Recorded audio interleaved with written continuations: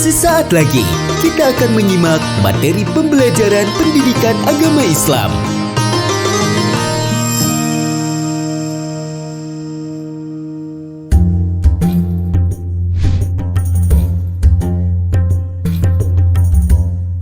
Assalamualaikum warahmatullahi wabarakatuh.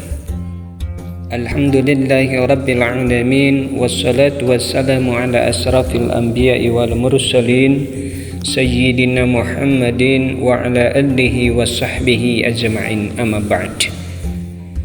Para pendengar dan anak-anakku sekalian, marilah kita bersama-sama mengkaji materi tentang sejarah Islam dunia. Adapun yang akan kita bahas dalam kesempatan hari ini yaitu menyangkut periodisasi sejarah Islam menurut Profesor Dr. Harun Nasution dalam bukunya, yaitu Islam ditinjau dari berbagai aspek. Secara umum, sejarah Islam dunia terbagi menjadi 3 periode, atau kita sering menyebutnya 3 periodisasi sejarah Islam dunia. Yang pertama, periode klasik, yaitu kurang lebih tahun 600-500 sampai 1250 Hijrah. Yang kedua, periode pertengahan, yaitu kurang lebih tahun 1250 sampai dengan 1800. Dan yang terakhir adalah periode modern, yaitu kurang lebih tahun 1800 sampai hari ini. Kemudian di periode-periodisasi tersebut terjadi atau terbagi menjadi beberapa bagian. Yang pertama, periode klasik. Periode klasik ini terbagi menjadi 2 bagian. Yang pertama, periode kemajuan tahun 650 sampai 1000 Masehi. Kemudian yang kedua, periode disintegrasi, atau mungkin bisa dikatakan periode kemunduran. Periode kemajuan, atau mungkin bisa disebut juga di sini periode lahirnya Islam dan kemajuan Islam. Masa ini merupakan masa ekspansi, perluasan kekuasaan, integrasi dan keemasan Islam.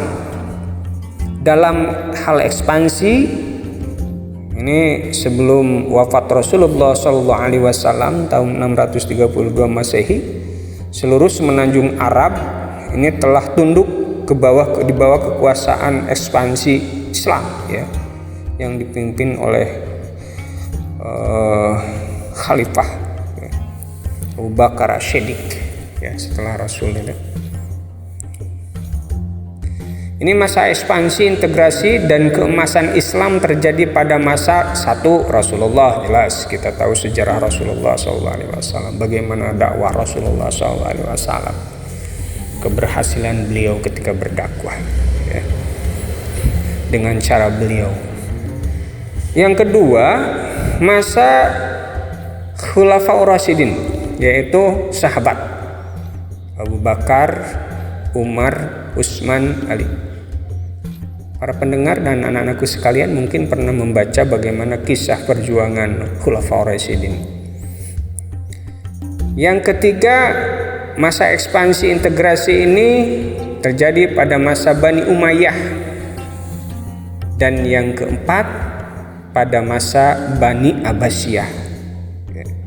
Jadi 4 masa ya, 4 rasul, Khulafa Rasyidin, Bani Umayyah, Bani Abbasiyah. 650 sampai 1000 tahun, sampai tahun 1000. Ini berarti 350 tahun. Ya, berapa generasi ya? Ini adalah masa ekspansi, integrasi dan keemasan Islam. Yang kedua, masa disintegrasi. Ya, kurang lebih terjadi pada tahun 1000 Masehi sampai 1250. Masa disintegrasi ini diawali dengan disintegrasi politik pertamanya, yaitu pada masa zaman Bani Umayyah. Jadi pada zaman Bani Umayyah sudah ada disintegrasi politik ya. Tetapi muncak pada masa Bani Abbasiyah. Disintegrasi bidang politik ya berimbas pada disintegrasi bidang budaya dan agama. Ya, perpecahan umat Islam dipicu oleh perebutan kekuasaan. Jadi banyak yang ingin menjadi raja sehingga muncullah raja-raja yang kecil gitu ya. Yang tadinya besar dan berkuasa menjadi raja-raja kecil sehingga tidak ada kekuatan. Ya. Maka kerajaan-kerajaan itu kalau kecil maka akan lemah. Ya, maka mudah dikalahkan.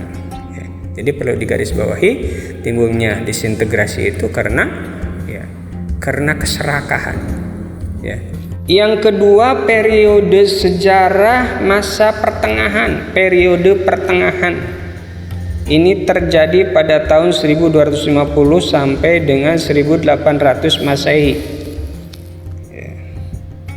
Masa pertengahan ini, periode pertengahan ini terbagi menjadi 2 bagian. Yang pertama masa kemunduran 1 dan yang kedua masa 3 kerajaan besar. Ujung masa klasik maka itulah awal masa pertengahan. Maka jangan heran di sini periode pertama adalah periode kemunduran 1. Kalau masa kemunduran 1 berarti nanti ada kemunduran lagi ya. Pada masa ini ya, Genghis Khan dan anak dan keluarganya ini menguasai dunia ya. Ya, banyak raja-raja Islam yang dikalahkan oleh Genghis Khan dan keluarganya ya. Masa kemunduran 1 ini terjadi kurang lebih tahun 1250 sampai 1500 Masehi ya. Ini masa kelam lah bisa dikatakan ya, karena Islam menjadi lemah maka dikuasai oleh orang-orang luar Islam. Yang kedua masa 3 kerajaan besar. Yang dimaksud 3 kerajaan besar di sini adalah yang pertama kerajaan Turki Utsmani di Turki, yang kedua kerajaan Safawi di Persia dan Mughal di India. Nah ini adalah kerajaan-kerajaan besar yang bisa mengangkat kembali sejarah Islam ya. Ini di masa kerajaan Islam ini, 3 kerajaan besar ini ada 2 fase. 1 fase kemajuan, yang kedua fase kemunduran. Fase kemajuannya kurang lebih tahun 1500 sampai 1700 ya. Jadi kembali lagi ke belakang, masa kerajaan 3 kerajaan besar itu berlangsung selama 300 tahun dari tahun 1500 sampai 1800. Kemudian masa 3 kerajaan besar dibagi 2 lagi, fase kemajuan dan fase kemunduran 2. Fase kemajuannya tahun 1500 sampai dengan 1700. Kemudian fase kemunduran 2-nya tahun 1700 sampai 1800. Ya.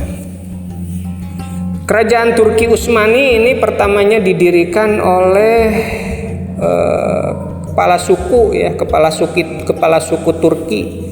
Beliau berhijrah ke Asia Kecil ya. Yang namanya Utsman ya. Dia melakukan perlawanan kecil kepada kerajaan-kerajaan yang bukan Islam ya, awalnya. Sehingga yang dipimpin hanya sekelompok ya, sekelompok yang kecil itu yang dipimpin oleh Utsman itu lambat laun menjadi kekuatan besar yang kita kenal dengan ya kerajaan Turki Utsmani itu ya. Yang populernya adalah King Sulaiman, ya, Sulaiman Al-Qanun ya itu ya tenarnya ya. Kemudian kerajaan Safawi di Persia ya, pendirinya adalah Syekh Ismail ya. Dan yang ketiga adalah kerajaan Mughal di India, Mughal ya. Didirikan oleh Jahiruddin Babur ya, kemudian dilanjutkan oleh putranya yaitu Akbar, yang terkenal adalah sebagai orang yang jadi mencampurkan ya, liberal ya. Ya, Akbar itu liberal ya. Para pendengar yang budiman ya, anak-anakku sekalian, yang terakhir adalah periode modern ya. Periode modern ya. Periode modern berlangsung dari mulai tahun 1800 sampai sekarang ya. Periode ini merupakan zaman kebangkitan Islam ya. Jadi ekspedisi Napoleon di Mesir yang berakhir tahun 1801 membuka mata dunia Islam, terutama Turki dan Mesir, akan kemunduran dan kelemahan umat Islam. Di samping kemajuan dan kekuatan Barat, raja dan pemeluk-pemeluk Islam mulai berpikir dan mencari jalan untuk mengembalikan keseimbangan kekuatan ya, yang awalnya pincang sampai hari ini ya. Ya, tinggal diukur saja oleh kita sekarang ini sudah maju atau bagaimana. Hanya pemikir-pemikir Islam sudah mulai terbuka ya. Baiklah anak-anakku sekalian, untuk materi periodisasi sejarah Islam dunia, pertemuan kali ini dicukupkan dulu sekian. Mudah-mudahan ada manfaatnya. Dan terakhir perlu diingat bahwa lemahnya satu kekuatan yang power ya, sesuatu kekuatan yang kuat ya, ternyata oleh perebutan kekuasaan, keserakahan. Maka jauhkanlah dari keserakahan. Mudah-mudahan kita dijauhkan dan senantiasa kita selalu menjadi orang-orang yang beriman kepada Allah Subhanahu wa taala, orang yang bersatu ya. Demikian, assalamualaikum warahmatullahi wabarakatuh. Terima kasih telah mengikuti pembelajaran hari ini. Semoga menjadi inspirasi untuk kehidupan kita.